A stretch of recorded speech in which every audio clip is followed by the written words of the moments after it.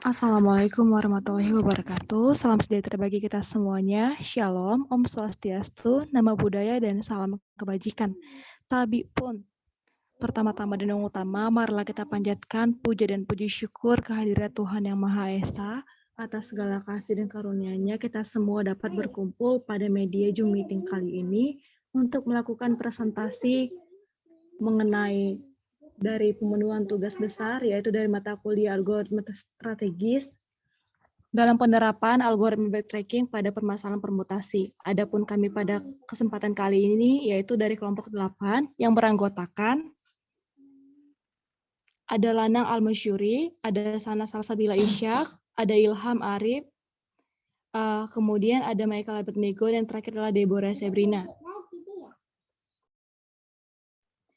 Pada kesempatan kali ini, yang akan kami bahas yaitu mengenai dari permutasi meliputi latar belakang, masalah, metode, result, dan ada conclusion serta insight-nya.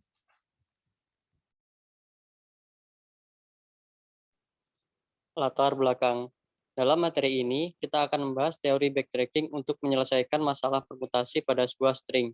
Namun demikian, materi yang akan diberikan pada presentasi ini diharapkan dapat memberikan wawasan yang lebih jauh mengenai pendefinisian backtracking, permutasi, dan implementasinya pada sebuah string dengan menggunakan bahasa Python untuk mendukung kelancaran Anda terhadap penguasaan materi mata kuliah algoritma strategi, apalagi di bagian materi backtracking ini.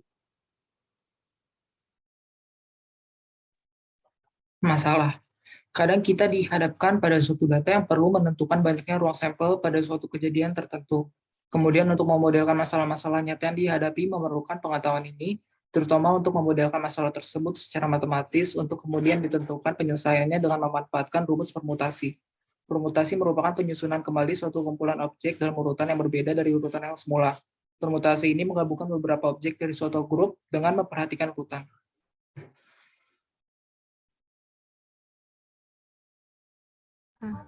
Baiklah, kita masukin bagian metode.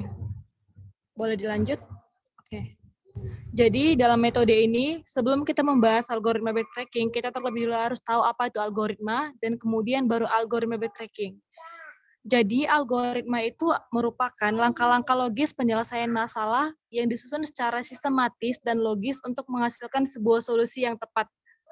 Kemudian algoritma backtracking. Algoritma ini atau disebut juga sebagai runut balik, di mana algoritma ini merupakan sebuah metode pemecahan masalah yang termasuk dalam strategi yang berbasis pencarian pada ruang status. Metode ini atau algoritma ini diperkenalkan oleh D.H. Lemmer pada tahun 1950. Kemudian, di dalam algoritma backtracking ini bekerja secara rekursif dan melakukan pencarian solusi persoalan secara sistematis.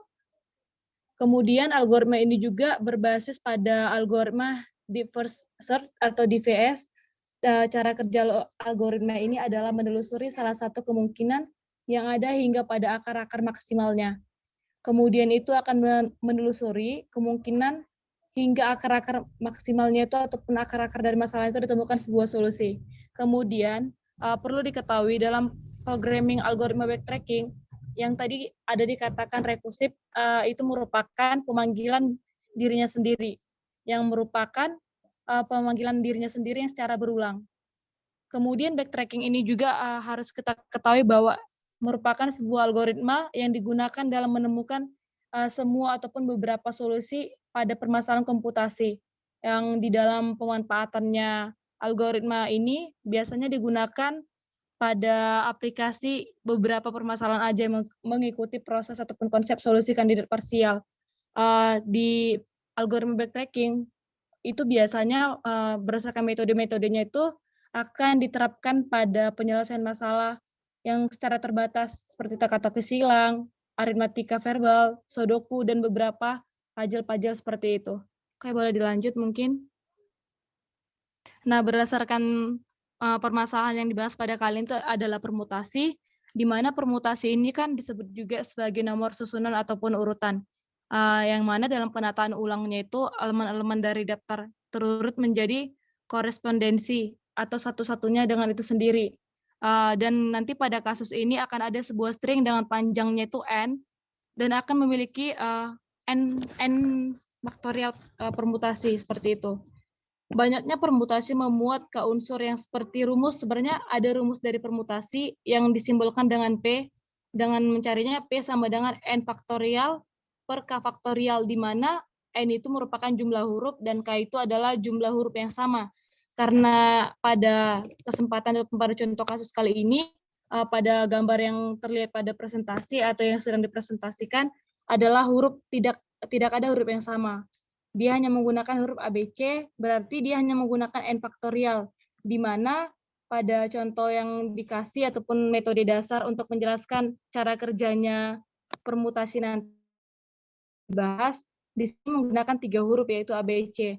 ABC 3 huruf, jika kita cari maka akan ada 3 faktorial, di mana peluangnya akan ada 6 peluang. 6 peluang yang akan diperoleh dari solusi yang dari contoh permasalahan dari kasus ABC ini.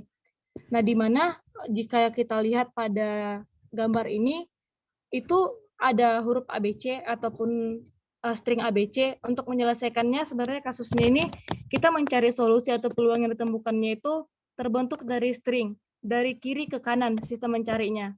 Atau kalau nanti kalau kita cari manual, bakal ada sistem 1-0. Kalau dia 0, berarti dia untuk memenuhi. Jika dia 1, maka itu akan dilakukan pemeriksaan kembali. Jika pada contoh kali ini, jika kita lihat pada ruang status dari presentasi terlihat ada 3 huruf ABC, maka dia itu akan melakukan, kita lihat ada huruf A yang paling kiri yang diwarnai hijau, maka huruf A ini akan dilakukan pemeriksaan terlebih dahulu oleh program. Kemudian akan dilakukan tukar dengan B.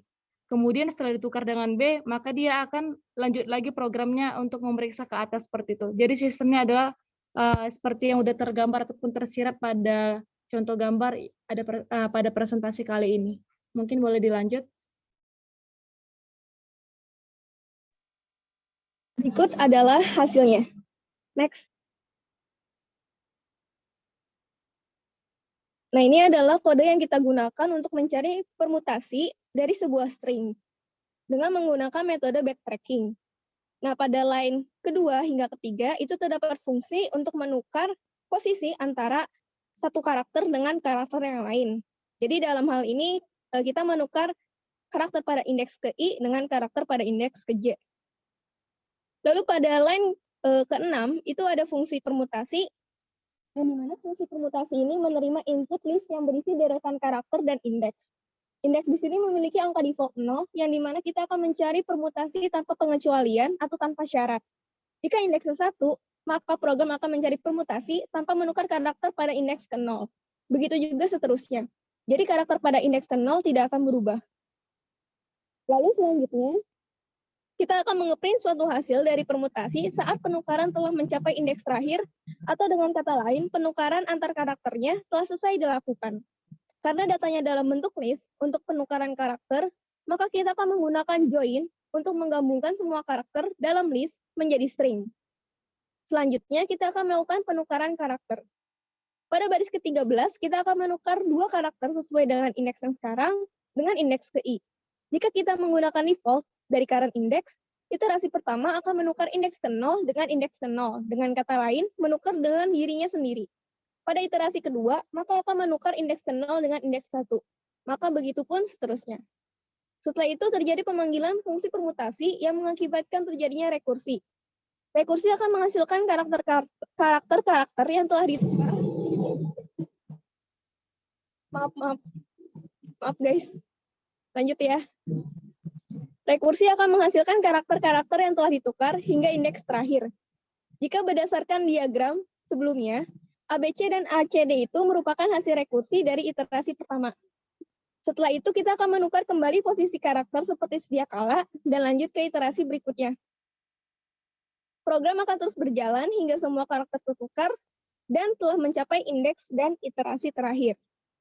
Lalu pada gambar di sebelah kanan, kita akan memanggil fungsi tersebut from PMT, import permutation, lalu kita input string yang akan kita cari permutasinya atau kita acak penempatannya. Setelah itu kita akan mengeprint hasil dari permutasinya. Nah, selanjutnya kita akan melihat hasilnya seperti apa. Next. Nah, misalkan kita inputnya itu ABC. Karena terdapat panjang dari karakternya itu, panjang dari stringnya itu ada 3, maka dan tidak ada syarat, jadinya banyaknya permutasi yang mungkin adalah 3 faktorial, atau dengan kata lain, 6 penyusunan acak yang berbeda. Hasilnya antara lain adalah ABC, ACB, BAC, BCA, CBA, dan CAB. Next. Lalu kita coba juga jika karakternya itu, jumlah karakternya itu ada 5, atau dengan kata lain, lebih banyak karakter, maka penyusunan acaknya itu lebih banyak. Karena karakternya ada 5, maka hasil permutasi yang mungkin itu ada 120, atau didapat dengan 5 faktorial. Next. Nah, berikut adalah hasil dari penyusunan acak dari kata itera. Bisa dilihat total semua penyusunan acaknya itu ada 120 string. Lalu mengenai kompleksitas waktunya, kompleksitas waktu dari solusi backtracking ini adalah ON kali N faktorial. Karena ada N faktorial permutasi untuk string dengan panjang N, dan setiap permutasi membutuhkan waktu ON. Next.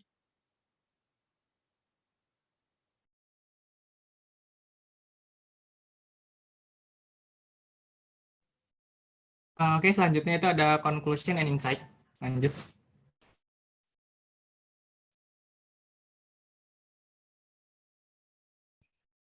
Kesimpulan yang didapatkan adalah metode backtracking ini dapat digunakan sebagai metode alternatif untuk mencari permutasi terpendek dan tentunya lebih mangkus dikarenakan backtracking memiliki pilihan mengarah ke solusi yang akan dipilih dan dieksplorasi selanjutnya. Pilihan yang tidak mengarah ke solusi itu tidak akan dipertimbangkan lagi dan akan dipangkas atau di-pruning. Dengan metode ini, kita dapat menyelesaikan masalah mencari string atau rangkaian karakter yang mengandung seluruh permutasi dari n buah objek sebagai substringnya. Nah, untuk kompleksitas waktunya itu dari solusi ini adalah big O dengan n dikali n faktorial.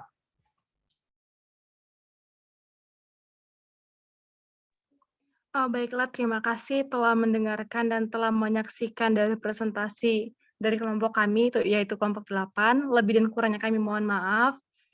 Seperti kata pepatah, tidak ada gading yang tak retak, seperti itulah kami. Tidak ada kata yang sempurna dari presentasi kami. Banyak kekurangan dalam penyampaian. Saya mewakili teman-teman dari kelompok 8 minta maaf.